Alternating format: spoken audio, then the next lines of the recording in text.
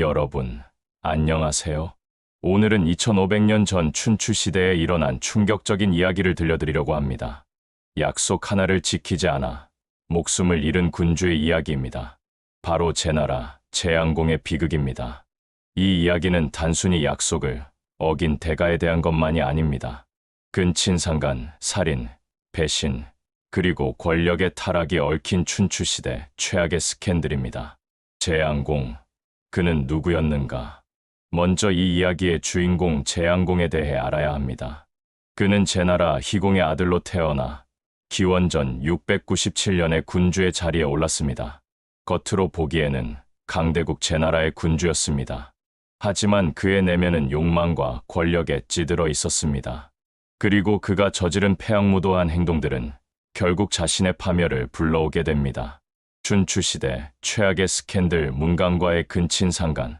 제양공에게는 이복 여동생 문강이 있었습니다.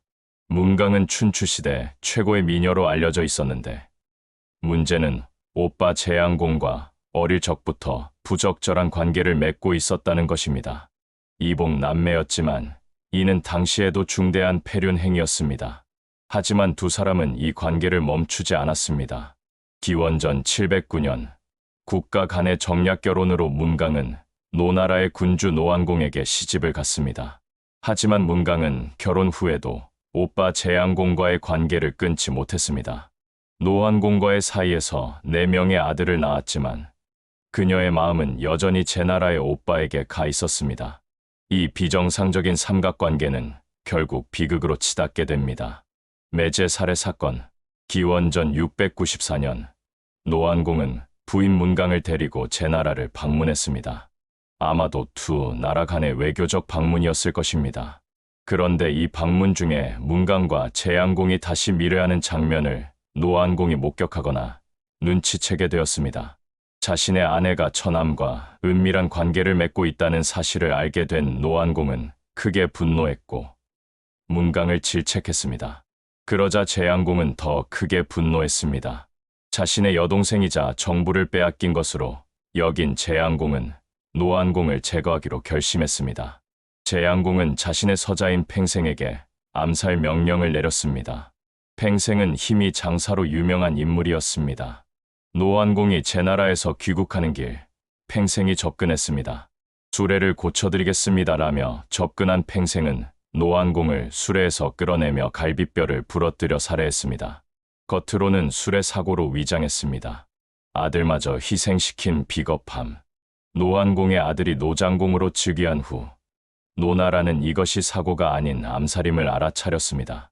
노나라가 제나라에 강력히 항의하자 제양공은 어떻게 했을까요? 자신이 명령한 살인임에도 불구하고 제양공은 비겁하게도 모든 책임을 아들 팽생에게 전가했습니다. 팽생이 멋대로 한 짓이라며 발뺌한 제양공은 자신의 아들을 처형하여 노나라의 사과의 뜻을 표했습니다. 자신이 명령한 살인의 책임을 아들에게 뒤집어 씌우고 그 아들을 죽여버린 것입니다. 이보다 더 비겁하고 패악한 행동이 있을까요? 이 사건으로 제양공의 도덕적 권위는 완전히 무너졌습니다. 근친상간으로 인륜을 저버렸고 매제를 살해했으며 심지어 자신의 아들까지 희생시켰습니다. 신하들과 백성들은 이런 군주를 더 이상 신뢰할 수 없었습니다. 문강의 비극. 문강은 남편 노안공이 죽은 후 노나라로 돌아갔지만 노나라 백성들의 원성이 높았습니다. 아들 노장공도 어머니를 멀리했습니다. 역사는 그녀를 음란하고 무도한 여인, 남편을 죽음으로 몰고 간 여인으로 기록했습니다. 오빠와의 불륜으로 시작된 비극은 결국 남편의 죽음과 자신의 파멸로 끝났습니다. 위나라 사건과 불안한 제양공. 그런데 이 무렵 제양공에게는 또 다른 고민이 있었습니다. 바로 위나라 문제였습니다. 당시 제양공은 생질인 위해공삭을 복위시킨 뒤 나급으로 추방된 동서 건모가 장인 주장왕을 부추겨 포벌군을 이끌고 오지나 않을까 크게 걱정했습니다. 이미 노나라와의 관계도 악화된 상태에서 위나라에서까지 문제가 생기면 제나라의 안보가 위태로워질 수 있었습니다. 특히 주나라 왕실의 군대가 움직인다면 상황은 더욱 심각해질 수 있었습니다. 연친과 관지보의 파견. 기원전 687년, 이런 불안한 상황에서 재앙공은 중요한 결정을 내렸습니다. 대부 연친과 관지보에게 명예도성, 임치성으로 들어오는 동남쪽 길목을 지키게 한 것입니다. 이곳은 규구라는 국경지대였습니다.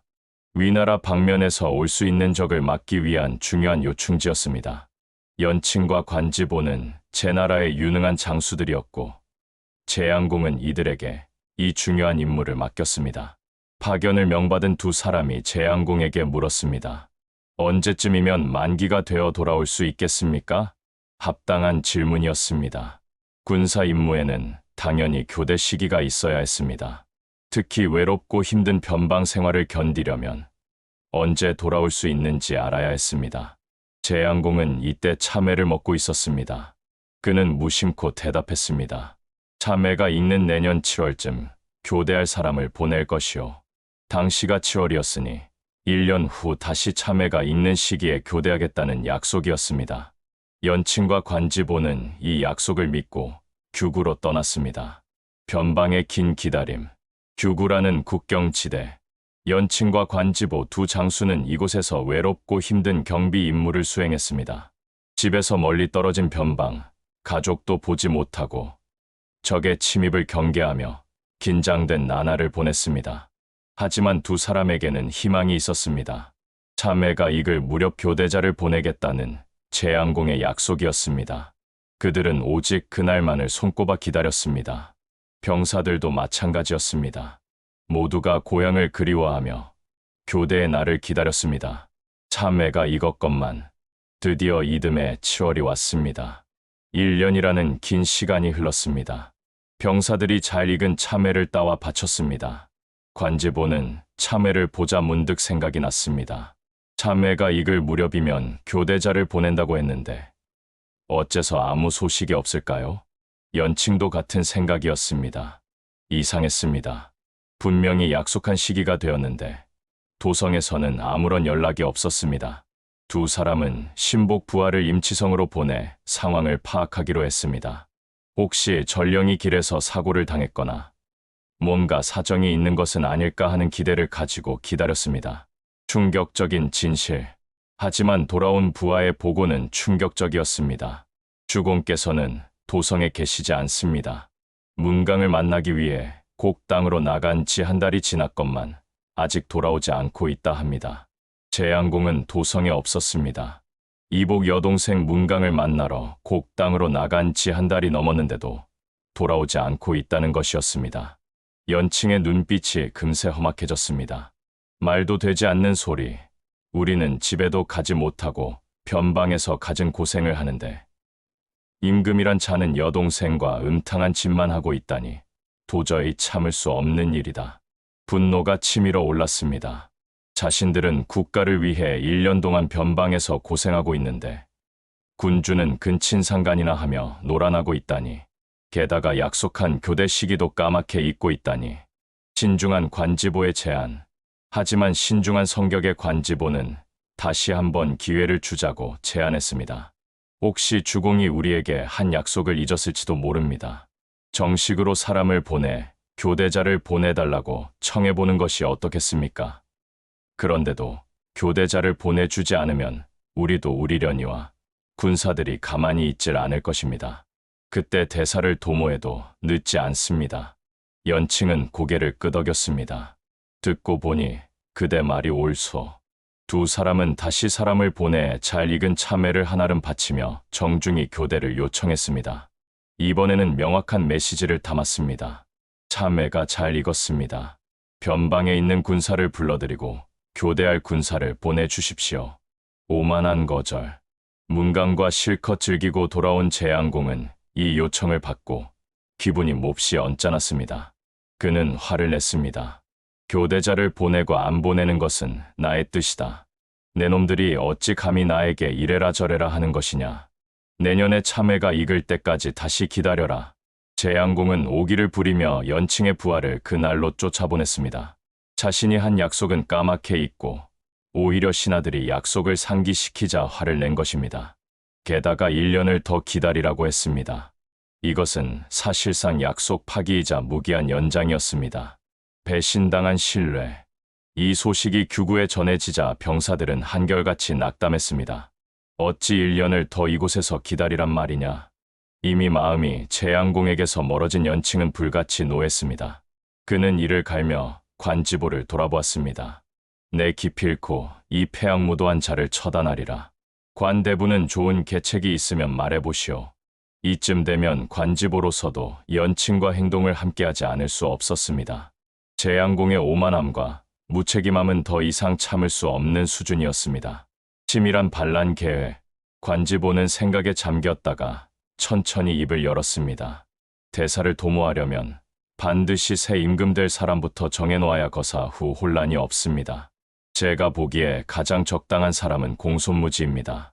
공손무지는 성군 시절 세자와 똑같은 대우를 받았지만 재앙공이 군위에 오른 후 모든 혜택을 박탈당했습니다.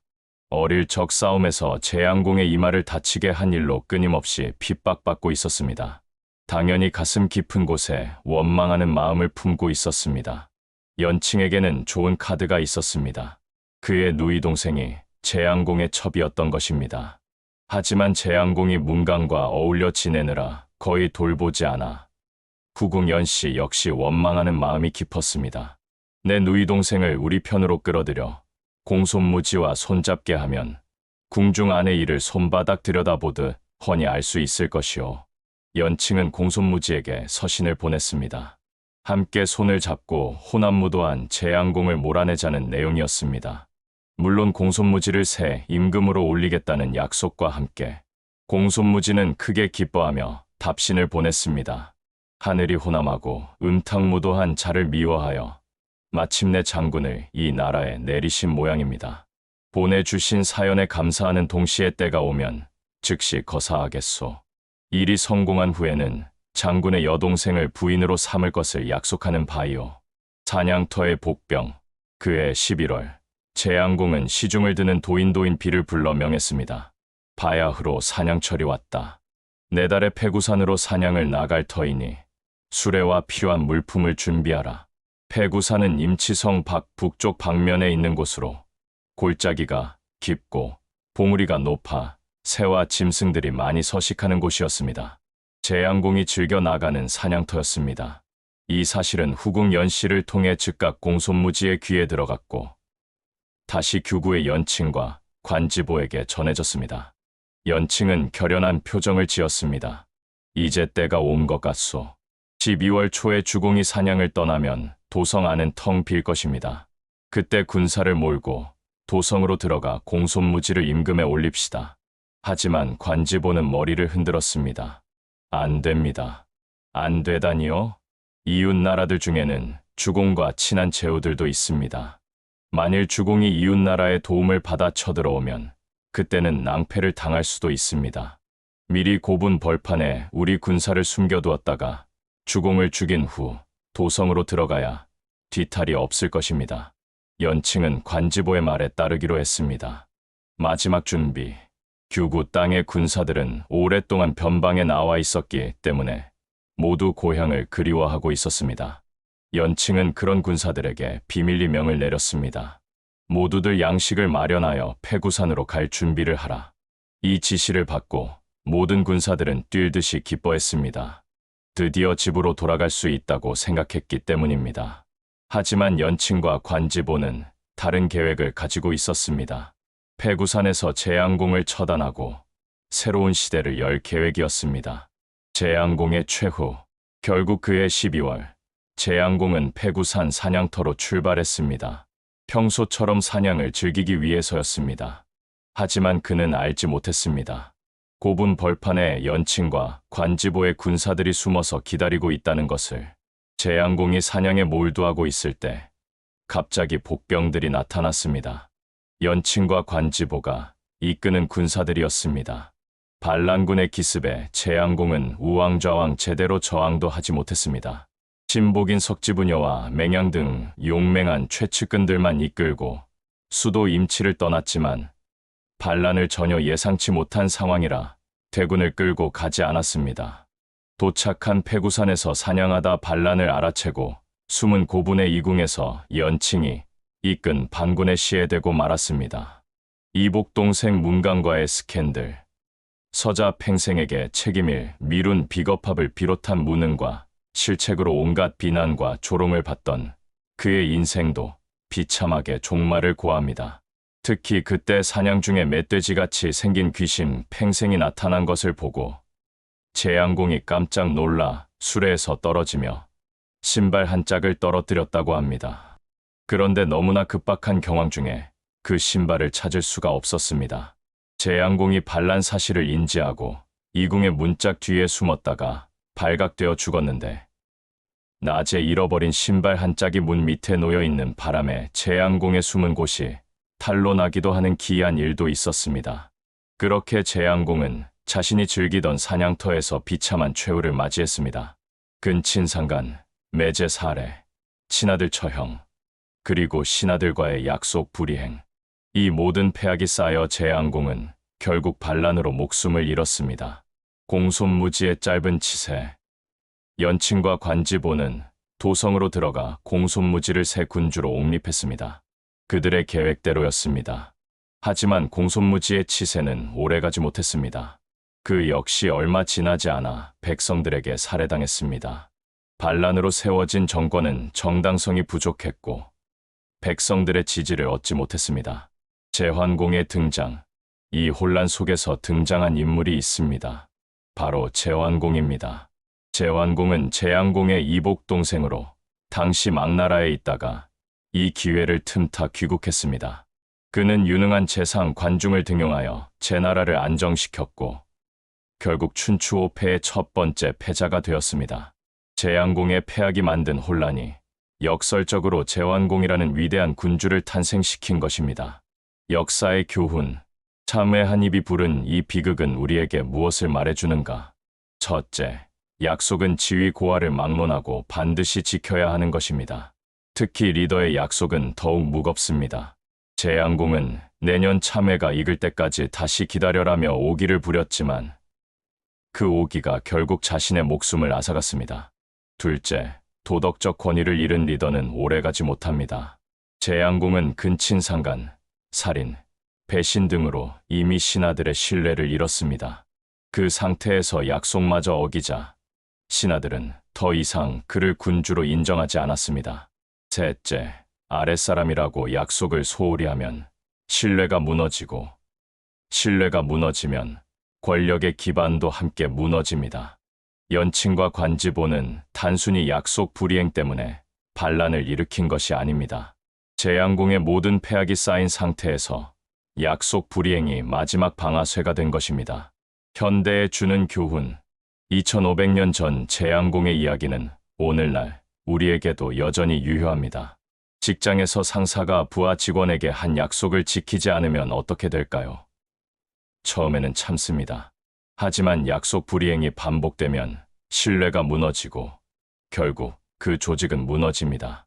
가정에서도 마찬가지입니다. 부모가 자녀에게 한 약속, 부부 간의 약속, 이런 약속들을 가볍게 여기면 관계가 무너집니다. 정치에서는 더욱 그렇습니다. 국민과의 약속을 지키지 않는 정치인은 결국 심판받습니다. 마무리하며 재앙공의 이야기는 권력과 욕망, 배신과 몰락의 드라마입니다. 근친상간으로 인륜을 저버렸고 매제를 살해했으며 친아들을 희생시켰습니다. 그리고 마지막으로 신하들과의 약속마저 저버렸습니다. 참회가 익을 때 교대하겠소. 이 한마디 약속을 지켰더라면 재앙공의 운명은 달라졌을까요? 아마도 그랬을 것입니다.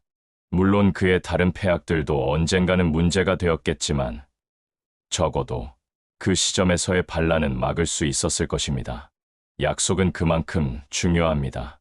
특히 리더의 약속은 더욱 그렇습니다. 여러분은 오늘 누구에게 어떤 약속을 하셨나요? 그 약속을 지킬 준비가 되어 있나요? 재앙공의 비극을 반면교사로 삼아 우리 모두 약속을 지키는 사람이 되었으면 합니다. 오늘 영상이 도움이 되셨다면 좋아요와 구독 부탁드립니다. 댓글로 여러분의 생각도 나눠주세요. 다음 영상에서 뵙겠습니다. 감사합니다.